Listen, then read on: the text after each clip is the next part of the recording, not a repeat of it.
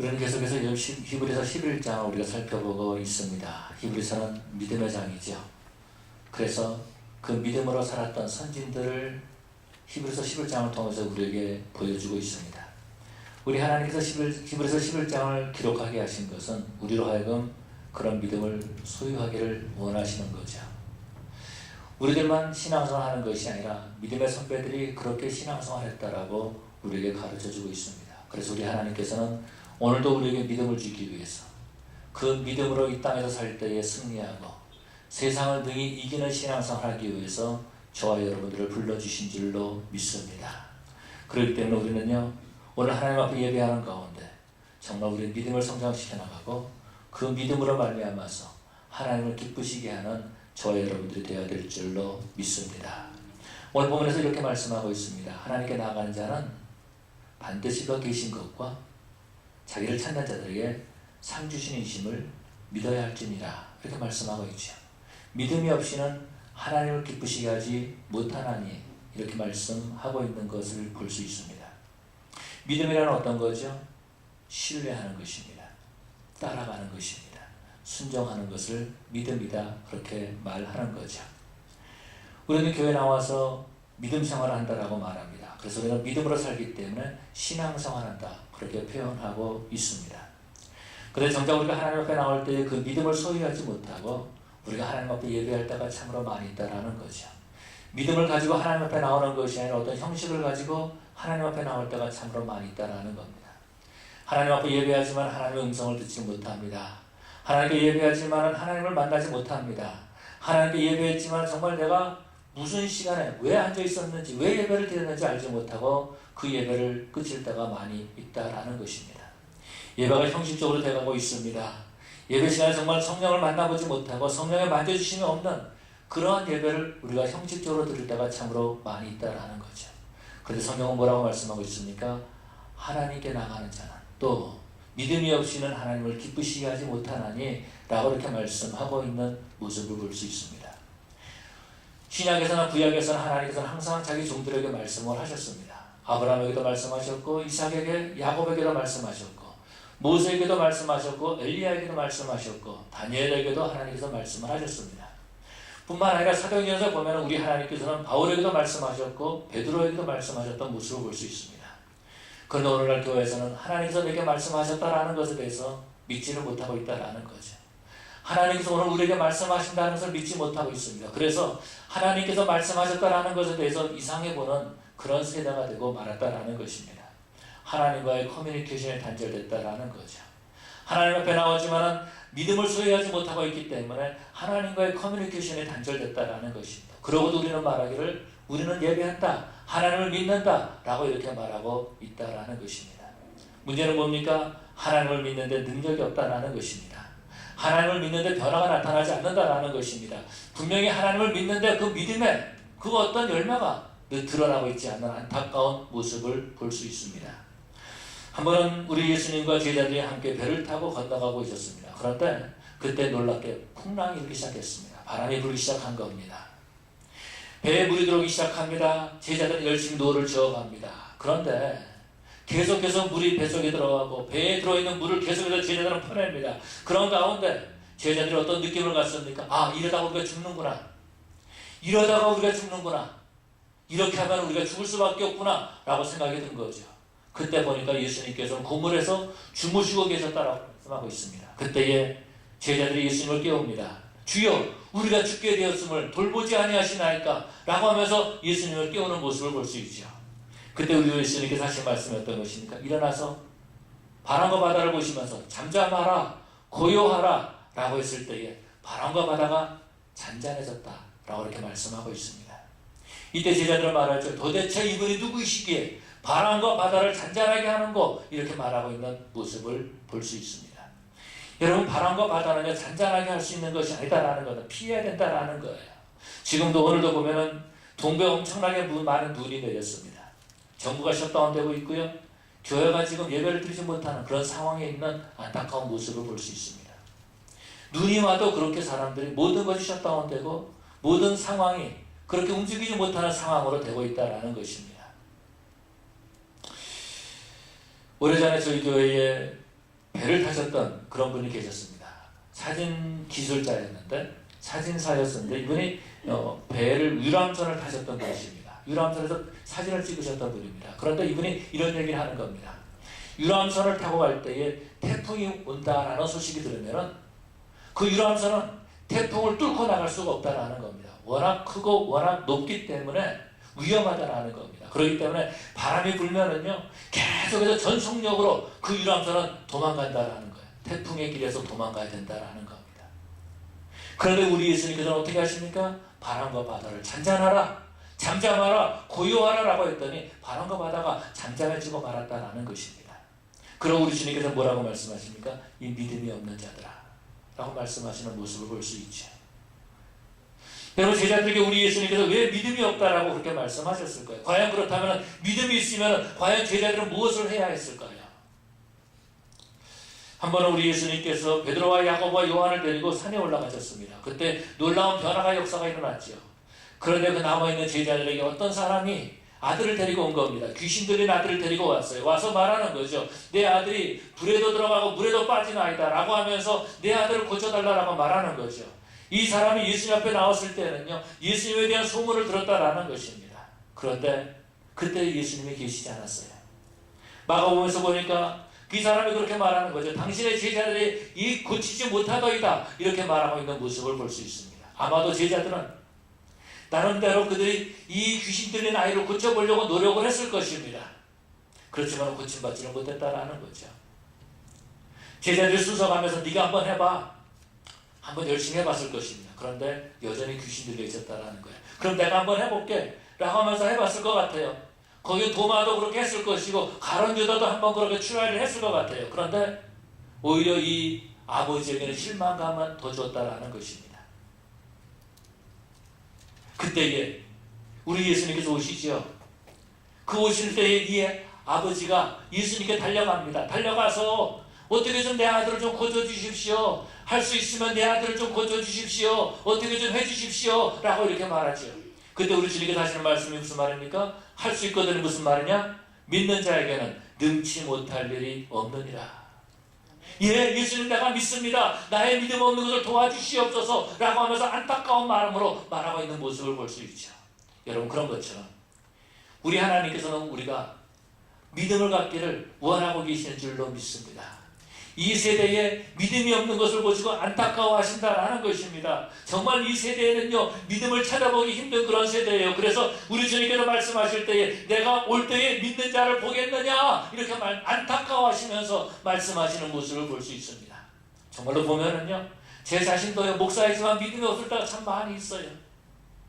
믿음으로 주의하는 것이 아니라 세상적인 방법과 세상적인 계산을 가지고 하나님의 일을 하려고 할 때가 참으로 많이 있는 내 모습을 보게 된다는 것입니다. 우리는요 세상에 너무 오픈되어 있습니다. 다시 말해서 세상에 너무 우리가 익숙해져 있다는 것입니다. 하나님의 일을 할 때도 그래서 우리는요 세상적으로 하나님의 일을 하려고 하고 있습니다. 하나님의 일을 하는데 하나님을 생각하지 아니하고 우리의 방법과 우리의 생각을 앞세울 때가 참으로 많이 있다는 것입니다. 이런 모습을 보시고 우리 주님께서 안타까워하시는 거예요.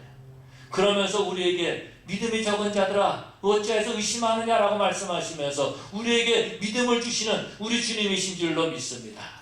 오늘도 우리 하나님께서는요 우리에게 믿음을 주기 위해서 이 자리에 불러주셨어요. 우리의 겨자씨만한 믿음이 있지만 그 믿음을 좀 더 성장시키기 위해서 그 믿음을 더 키우기 위해서 그래서 하나님의 일을 감당하기 위해서 세상에 감당치 못하는 사람들이 되게 하기 위해서 세상을 이기되 넉넉히 이기는 하나님의 백성들이 되기 위해서 오늘 이 시간에 저와 여러분들을 불러주신 줄로 믿습니다. 혈루병 앓았던 여인이 예수님의 옷자락을 맞고 만지고 고침받지 않습니까? 그때 우리 예수님께서 구태여 그 여자를 찾고 계시는 거예요. 누가 내 옷에 손을 만졌느냐 라고 말씀하시는 거죠. 그러고 난 다음에 주님께서 말씀하십니다. 그 여자가 나왔을 때에 네 믿음이 너를 구원하였느니라 이렇게 말씀하시는 거죠. 이렇게 말씀하실 때에 우리 주님께서는요 그 여자에게만 말씀하셨겠습니까? 아니요. 예수님을 모시러 왔던 그 회당장에게도 그 말을 하고 싶었던 거죠. 믿음이 너를 구원하였느니라. 네가 믿기만 해라. 의심하지 말고 믿기만 해라. 주님께서 그렇게 말씀하시는 거죠. 제자들에게도 말씀하시는 거죠. 네 믿음이 너를 구원하였느니라. 너희들이 믿기만 해라. 안타까워하시면서 주님이 말씀하고 있다는 겁니다. 여러분, 우리 주님께서는요, 이 땅에 오실 때에 재앙으로 생명을 얻되 더 풍성히 얻게 하려 함이라고 하시면서 우리에게 더 큰 믿음을, 더 풍성한 삶을 살기 위해서 우리에게 오신 줄로 믿습니다. 그래서 우리 하나님께서 우리에게 믿음을 주신 하나님이세요. 우리의 믿음을 더 크게 하시는 하나님이신 줄로 믿습니다. 이 믿음이 있을 때 우리가 하나님을 기쁘시게 할 수 있거든요. 이 믿음으로 살 때에 우리가 하나님을 기쁘시게 하는 삶을 살 수 있다는 것입니다. 안타까운 것은 이 믿음을 우리가 소유하지 못할 때가 많이 있다는 거예요. 내가 가지고 있는 믿음이 있다는 것을 깨닫지 못하고 그 믿음을 사용하지 못할 때가 참으로 많이 있다는 것입니다. 우리는 히브리서 11장에서 하나님 앞에 믿음으로 더 나은 제사를 드렸던 아벨을 볼 수 있습니다. 그러나 믿음으로 하나님 앞에 제사를 드렸다라고 말씀하고 있습니다. 하나님 앞에 나갈 때에 믿음으로 하나님 앞에 예배를 드렸다라는 것입니다.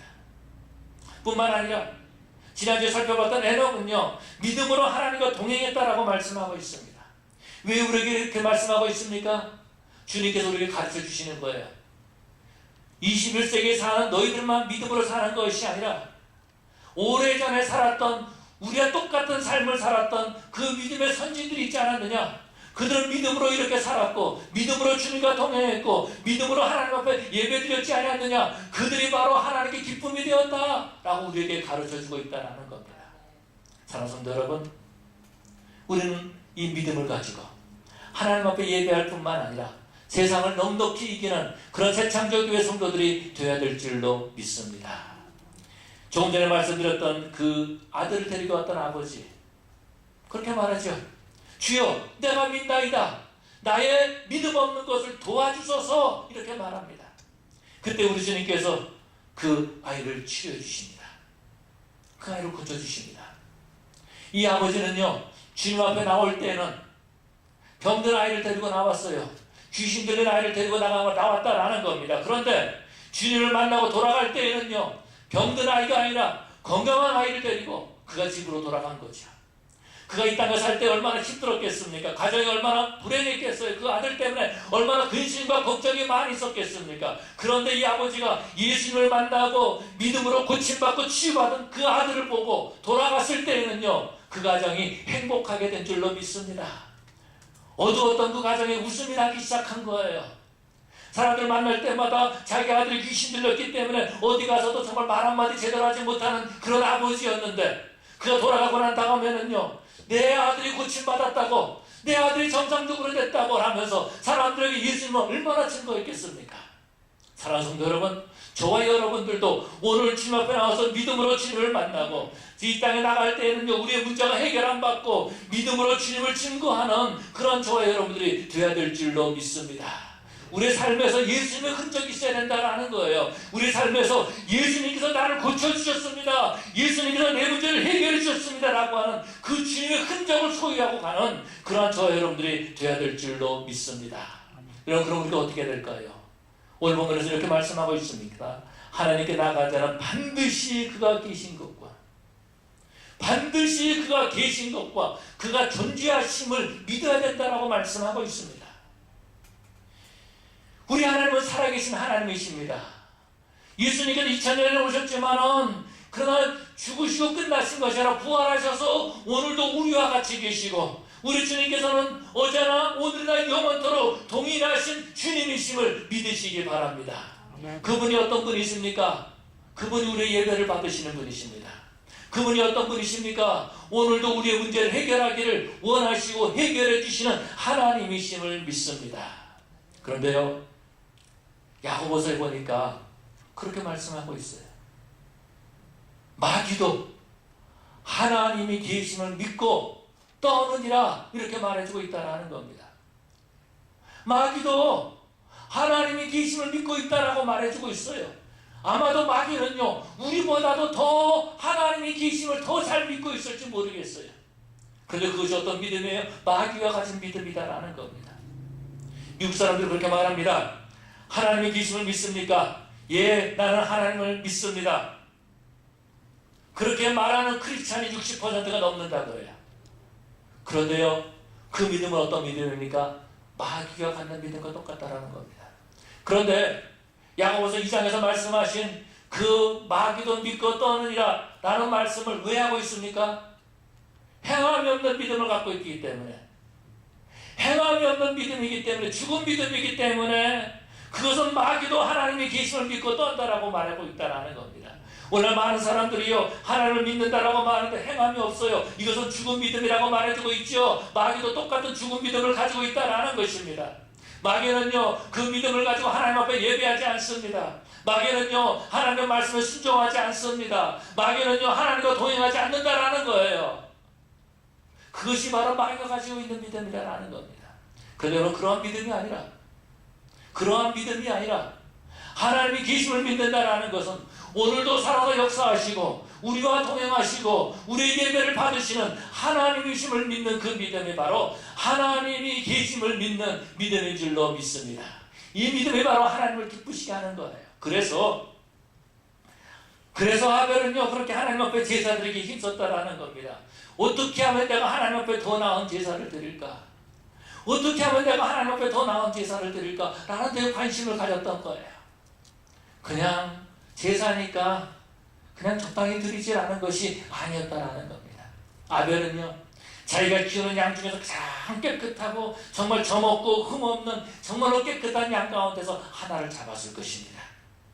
그 잡을 때도 정말로 하나님 앞에 예배하는 마음으로, 하나님, 내가 이것을 드립니다.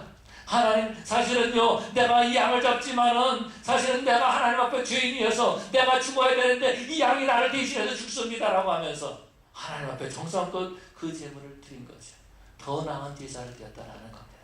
이것이 어떤 겁니까? 하나님이 계심을 믿고 믿음으로 예배를 드린 겁니다. 여러분, 우리가 하나님 앞에 그런 예배를 드려야 되는 거예요.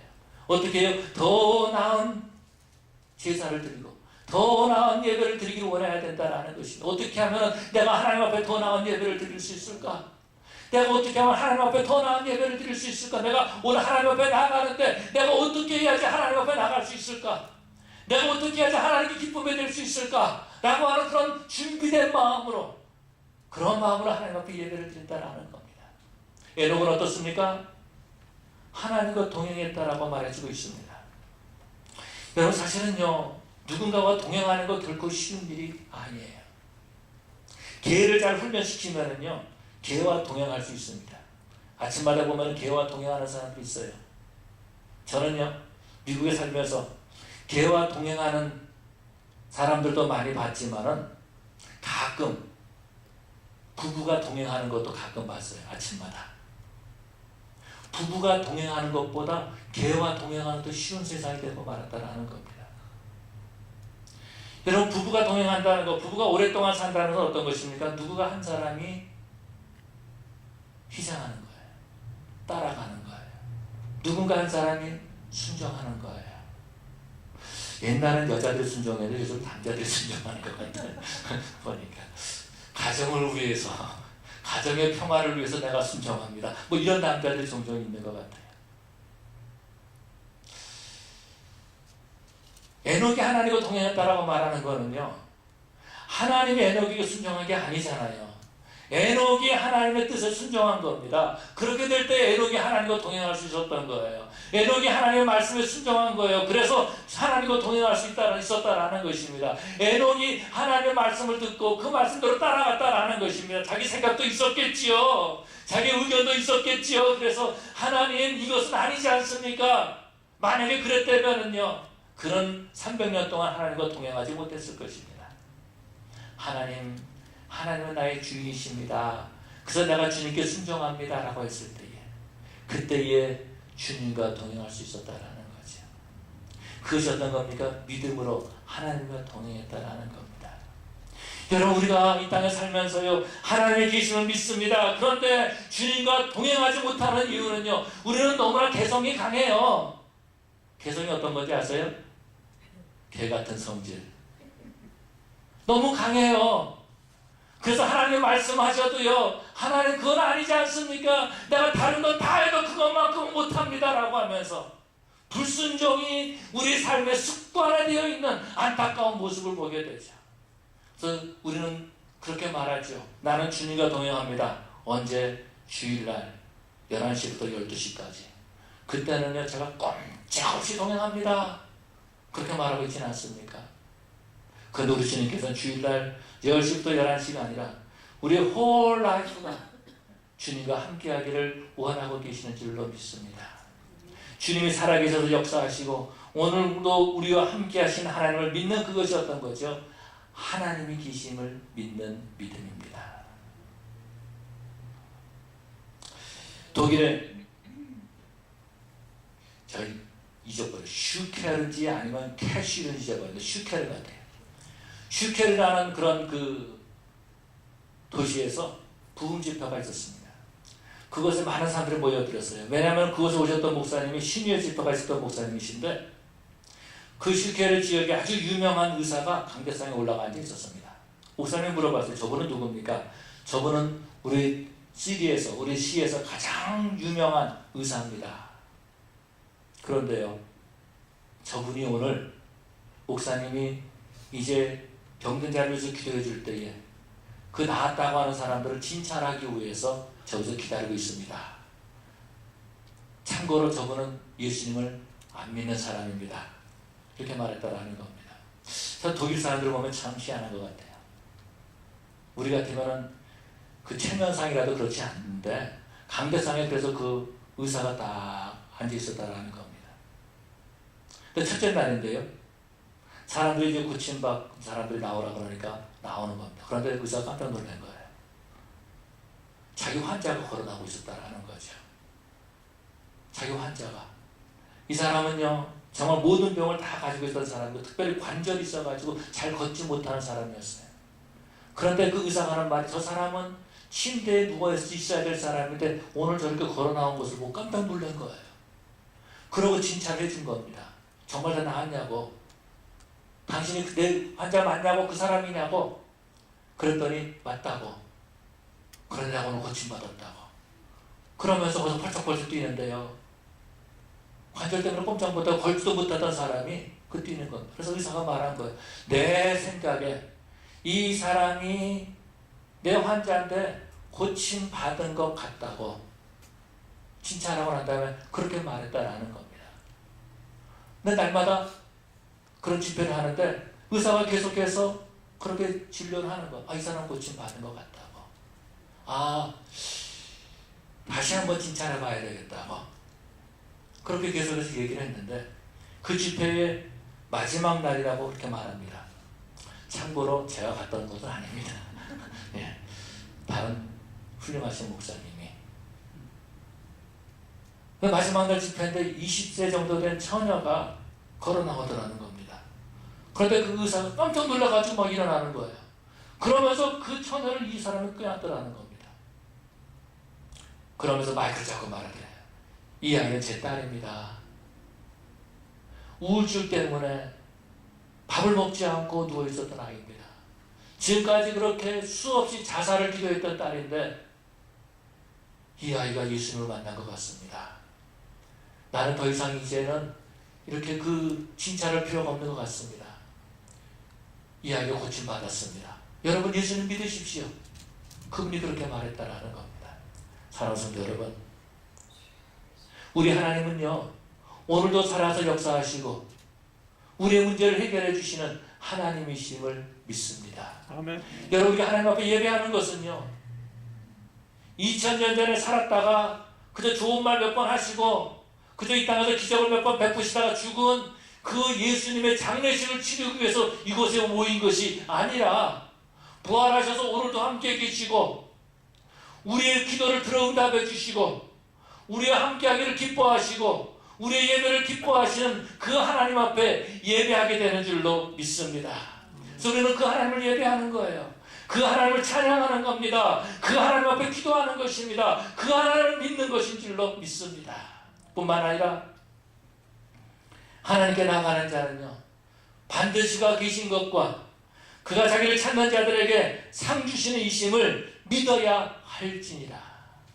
여러분, 우리 하나님은요 우리에게 상 주시는 하나님이심을 믿습니다. 그러나 오늘 많은 사람들이 하나님의 상을 잃어버리고 살고 있어요. 하나님께서 내게 뭘 주시겠다라는 것을 잊어버리고 살고 있다라는 겁니다. 그래서 하나님 앞에 예배하지만은 오늘 하나님께서 내게 뭘 주실까라는 기대감을 가지고 있지 못하다라는 거예요. 하나님 앞에 나와 예배하지만은요, 어떤 기대감도 없습니다. 어떤 믿음도 없습니다. 받는 것도 없다라는 것입니다. 그러니까 기도하지 못하는 거예요. 어떤 분은 그렇게 말합니다. 하나님 앞에 복을 구하는 이것은 기복신앙이라고.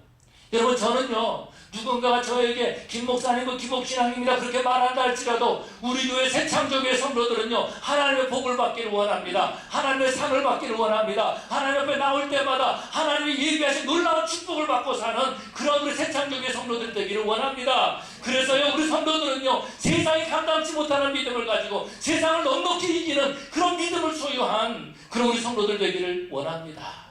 여러분, 우리 하나님께서는요, 우리에게 상 주시는 하나님이십니다. 우리에게 상을 주시고요, 기뻐하시는 하나님이세요. 저는요, 우리 아이들을 키우면서 그 하나님의 마음을 참 많이 깨닫게 됩니다. 여러분, 아이들한테 뭘 주고 난 다음에 기분이 더럽게 안 좋다, 이런 사람이 있습니까? 아니면 아이들한테 주고 난 다음에 기쁘다, 이런 마음을 갖는 사람이 있습니까? 아이들한테 뭘 주면은 내가 기뻐요. 왜? 내가 사랑하는 아이들이기 때문에 그런 거죠. 근데 아이들이 그렇습니다. 돈이 필요하면은요, 저한테 전화를 안 걸어요. 엄마한테 걸어요. 엄마, 나 돈 필요한데 얼마 은행에다 넣어달라고 그렇게 말합니다. 그럼 엄마는 그러죠. 내가 뱅크한지 아냐고. 그러면서도 또 기쁜 마음으로 없는 돈을 또 넣어줍니다. 아이들이 저한테 전화 올 때가 있어요. 아빠, 이제 내가 시험 봐야 되는데 날 위해서 기도해줘.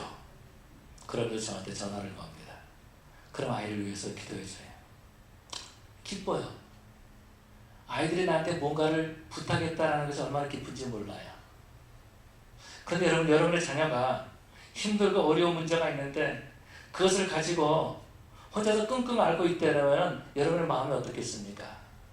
그래서 여러분이 혹시 그 끙끙 앓고 있는, 고민하고 있는, 잠을 자지 못하고 있는 그 아이들에게, 여러분의 자녀들에게 물어봅니다. 무슨 일이 있냐? 뭐 걱정이 있냐? 물어봤을 때 그 아이들이 엄마는 몰라도 돼요. 아빠는 알 필요가 없어요. 만약에 그렇게 말한다면 여러분의 마음이 어떻겠습니까? 속으로 그런 마음 들지 모르겠어요.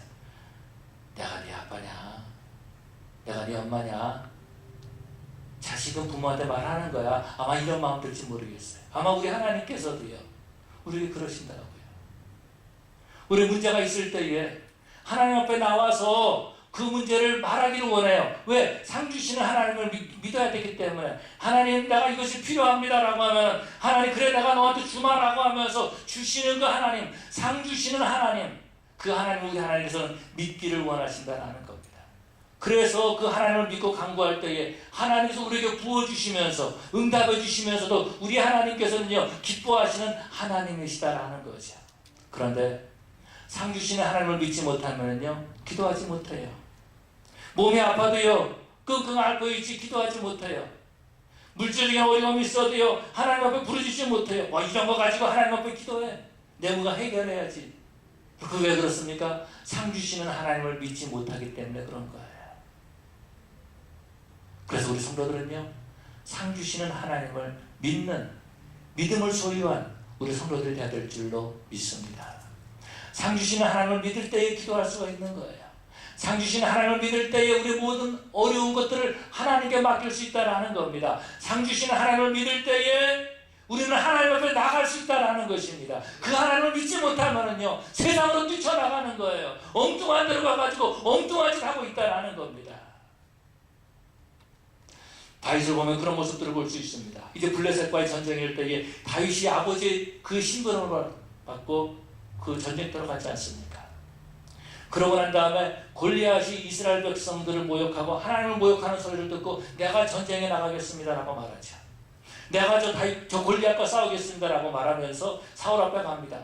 사울에게 그렇게 말하는 것을 볼 수 있어요. 내가 양을 칠 때에 하나님께서 곰의 이빨과 곰의 발톱과 사자의 발톱에서 나를 건져주셨는데 하물며 저 하나님을 알지 못하는 블레셋 사람이니까 라고 하면서 사울에게 말하는 모습을 볼 수 있습니다. 다윗은요, 상 주시는 하나님을 알았어요. 체험했어요. 믿었어요. 그래서 하나님께서 그래서 나를 저 곰의 발톱과 사자의 발톱에서 건져주신 하나님께서 저 블레셋 사람의 손에서 건져주실 것을 믿고 있었다라는 것입니다. 상 주시는 하나님을 믿은 거예요. 그래서 그는 그렇게 말하죠. 그 다윗이 골리앗 앞에 나가서 자기보다도 훨씬 더 키가 크고 등치가 있는 그 장군의 앞에 나가서 말하는 겁니다. 너는 창과 단검으로 내게 오거니와 나는 네가 모욕하는 여호와의 이름으로 나아가노라. 여러분, 믿음으로 나간 줄로 믿습니다. 상 주시는 하나님을 믿고 나간 줄로 믿습니다. 그러고 나면 어떻게 하죠? 주머니에서 돌멩이를 꺼내가지고 물매를 던집니다. 성경 말하기를 그 돌이 골리앗의 이마에 박혔더라. 하나님께서 하신 줄로 믿습니다. 여러분, 우리 하나님께서는요, 우리가 구하기를 원하고 계세요. 우리가 치료함 받기를 원하고 계신다라는 것입니다. 여러분, 우리는 어떤 믿음을 가지고 지금까지 신앙생활을 해왔습니까? 어떤 믿음을 가지고 우리가 이 자리에 지금 나와 있습니까? 하나님께 나아가는 자는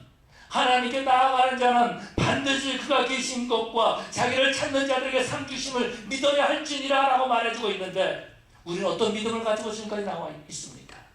어떤 믿음을 가지고 우리는 지금까지 신앙생활을 해왔습니까?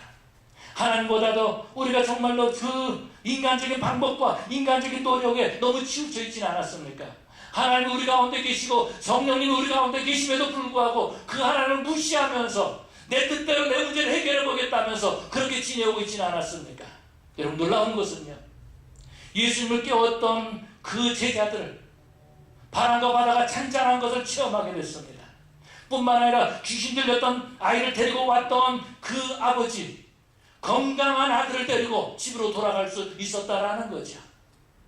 사도 바울은 뭐라고 말씀하고 있습니까? 내게 능력 주신 자 안에서 내가 모든 것을 할 수 있느니라. 여러분, 우리 하나님께서는요, 오늘도 우리 함께 하기를 원하시고 내가 하나님이다 라고 우리에게 말하기를 원하고 기뻐하시는 하나님이신 줄로 믿습니다. 주님 앞에 나온 신령들마다 다 치료함 받았어요. 다 고침 받았어요. 문둥병자도 치료함 받았고요. 중풍병자는요, 상에 들것으로 실려왔지만 그가 예수를 만나고 돌아갈 때에는요, 그 상을 들고 당당히 집으로 돌아갈 수 있었다라는 것입니다. 여러분, 하나님께 나아가는 자는요, 바로 그렇게 변화의 역사를 체험하게 되고 하나님이 주시는 상을 얻게 되는 줄로 믿습니다. 사랑하는 성도 여러분, 오늘 우리가 하나님 앞에 나왔습니다. 우리의 믿음을 한번 점검해 보시고, 하나님, 나도 치료함 받기를 원합니다. 하나님, 나도 내 문제를 해결함 받기를 원합니다. 하나님, 나도 상 주시는 하나님을 믿고 그 하나님을 체험하기를 원합니다. 그 하나님의 흔적이 내 삶에 있기를 원합니다 라고 하나님 앞에 기도하고 간구하는, 그래서 정말 그 믿음을 소유해서 세상이 감당치 못하는 믿음, 세상을 넉넉히 이기는 그런 재창조의 성도들 되시기를 간절히 축원합니다. 우리 시간에 다 같이 일어나서 기도하십시다.